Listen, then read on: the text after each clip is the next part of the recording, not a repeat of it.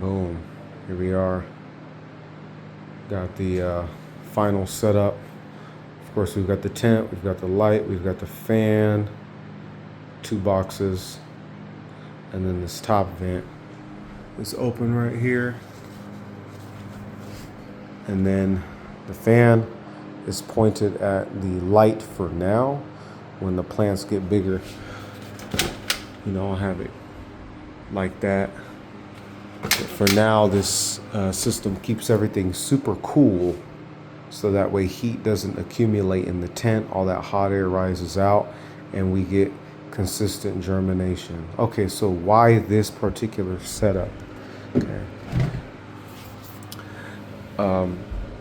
This is not a particularly warm germination chamber. However, what it does is it traps moisture and it lets in light. We need to keep consistent moisture for germination, and some seeds also need light. So that is the reason why I have this setup. Now when the plants get bigger, just open it up just like that. And then I can also, use this to water the plants. And then if I want to keep it very moist in here, I can actually fill up the liner with water, and it won't drown the plants because they're inside of this container. And we have some chocolate mint right here as well. Let's see, it's not focusing. Punk ass bitch. There we go. Very nice.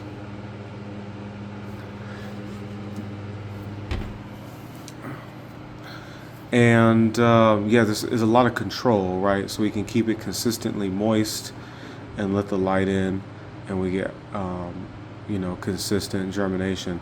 Because some seeds are they're tiny and you just sprinkle them right on top, and that's how they germinate. So if it dries out, they die, but they need the light to germinate. So they need to have these consistent environmental conditions. And then some seeds, you have to do different things to get them to sprout. But consistently, these types of seeds are a little bit more difficult. They like slightly cooler temperatures. They like cool, moist temperatures with lots of light. It's what we're looking for here. Cool, moist, light. Okay, so that's what we've got.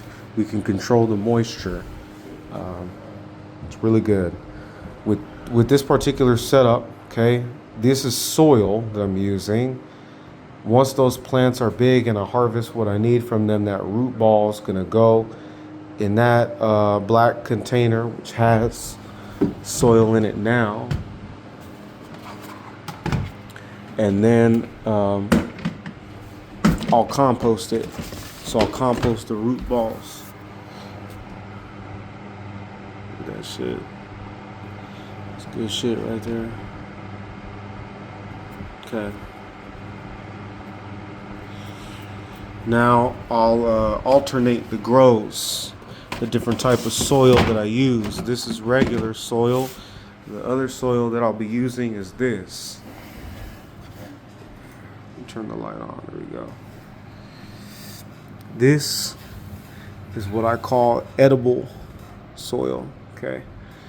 Coffee grounds, oat flour, right? Basically oatmeal. Well, what is that in there? That's the wakame. Here we go. And wakame.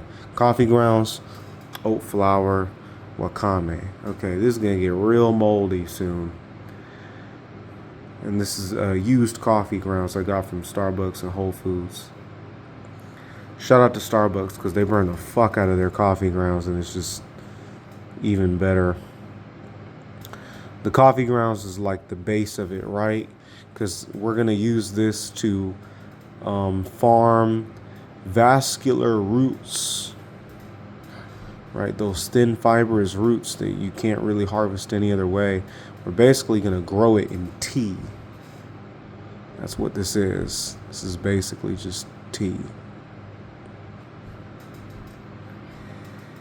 We just need to compost it a little bit and get everything to break down just a little bit, so that way we can actually get the plants to grow. Because right now, in this condition, the plants aren't going to grow too much. And the reason why I use wakame, which is a type of seaweed, is to add like these more rare nutrients to it, you know, boron, molybdenum, iodine, things of that nature.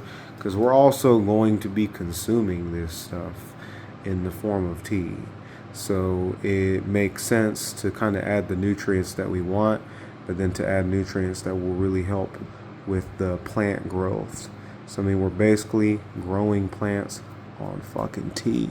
Isn't that crazy as shit? It's crazy, man. And then I just use this to kind of break it up a little bit. And then all I have to do is spray it with some water. And that's it. So you can grow all different types of stuff with this. But let's say I've got these growing and they're done. And I take those root balls out and then I compost it. Well, now I need to fill it up with soil. But that's breaking down. So then I'll grow something with this. And then, you know, fill it up in there. But when I harvest that, I'm taking that root ball out. I'm not recycling it. I'm keeping it for myself and I'm using it to make medicine. There might be some issues with this. This might be a little bit too acidic. I'm not entirely sure, you know, what the issue is going to be with this stuff. So it still is a little bit of an experiment, but there's more. So I've got another tent, same exact setup. But now I've got these fermentation jars. I got 3 different things already going, and then this one's going to be saved for the molasses and the EM1. This is sorghum, which I already got started, and there's already some carbonation. There's a lot more earlier, but it's been shaken up a little bit. But this stuff, again, already got started. Okay.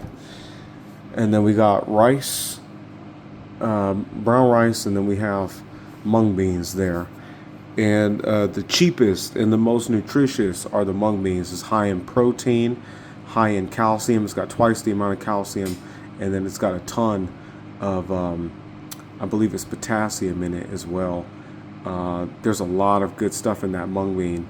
That's the good stuff. But basically what we do is we just take these things, mix them with water, maybe add a little bit of sugar, but it's the natural bacteria that's on the crop itself that is going to break this stuff down and eat it. And then what I did was drilled a hole at the top of these and then put some micropore tape on it so that way it can actually vent. And then the way that I shake everything up is just like this. That's it. Nothing else. Don't need to shake it. I can shake it if I want to, but just a quick little spin, just like that. It's really all you need.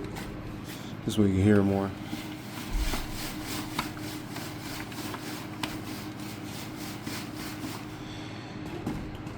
And this is how we create a slow release probiotic fertilizer. Like, you could actually drink this stuff and you'll get health benefits from it. I'm not going to, but you could. And essentially what we'll do is use this as the source of nutrients and moisture. It's also it's purified water as well. And the benefit of this system that I'm using, again, I can just pour out some of this, okay? Open it up, pour some of that right on top, and then we're pretty much done, okay? I can fill this up with tap water and then put it right here at the bottom right of the liner, and then that will keep the tent more humid, so that way the soil doesn't dry out as fast because the plant is giving off more moisture than it's absorbing from the environment. So I have a lot of different options here, and I have really good moisture control. And then eventually, if I want to really get the plant growth to speed up, what I'll do is just close this up, get it nice and hot and humid in here, and then you'll get better growth. That's not necessarily great for germination, with these types of plants, they like slightly cooler temperatures, but that is an option. So this is like the final setup that I've got. And then also, yeah, I got some of the great white microbes. What else do I got? I've got my electroculture kit as well. Go ahead and get this down here.